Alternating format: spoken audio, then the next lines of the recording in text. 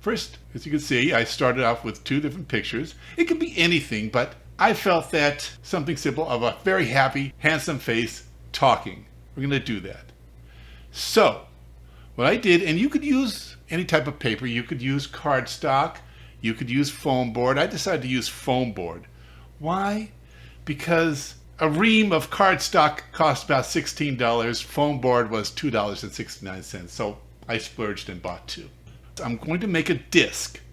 As you can see, I traced the disc using a drafter's compass. I'm going to cut off this disc, and I'm going to have to tell you, kids, always have an adult supervising you when you do this. I don't want you using sharp instruments without adult supervision.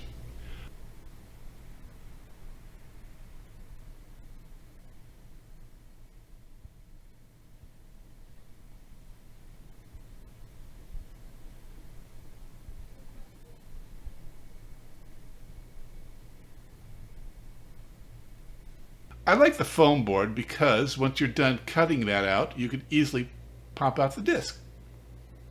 Simple like that. Doesn't have to be a perfect circle. When you're done, you can easily decorate it with a cover or anything you want. You don't have to use pictures like this. You could paint something on this. You could use photographs. You could use 2 still images and blend them together. It's really quite fascinating. So what I did was I took 2 pictures. I took the first one here, and now you see I'm going to cut the second one. Quite simple. The circles are the same length. I used the same measurement. And to cut that out, then the next thing we're going to do, once you put this aside, you see the difference? Mouth open, mouth closed. I'm going to have the mouth closed on the first one. Let's take a glue stick. I think that's best because it's not messy and it dries fast. Plus, if you make a mistake, you could always pull it off. Let's put some glue on the disc. And once again, you can do just about anything. You could use your own cutouts. You could use photographs. You could blend 2 pictures together. It's quite fascinating.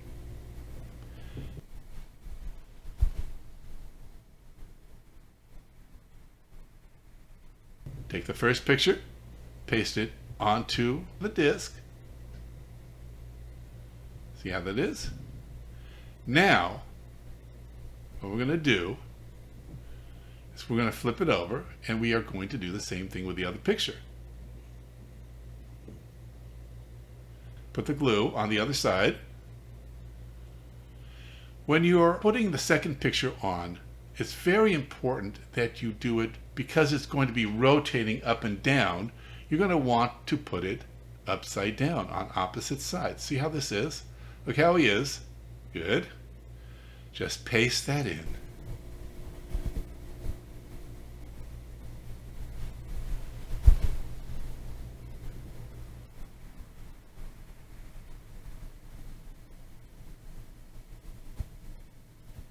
Yeah.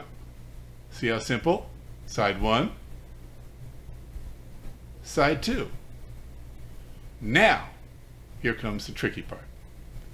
We are going to attach 2 rubber bands. It could be rubber bands, it could be string, but I like rubber bands because of the elasticity. We are going to cut holes, pinch some holes, not very big, on either side, both sides actually, of the disc. Be very careful, don't cut yourself.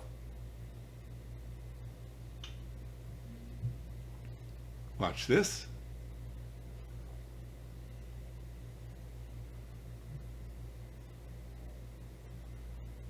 Here we go. Now, take one of the rubber bands or a string and feed it in through the hole. Because I'm using a very thick piece of foam board, what I like to do is take a pin or some other thing. I'm not going to take the scissors because I might cut the rubber band and that would not work out very well for me.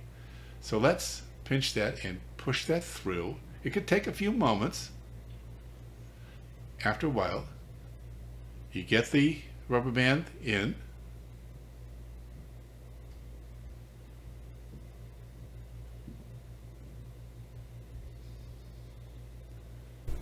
a little bit of patience. Also, you can make the hole bigger with the pin.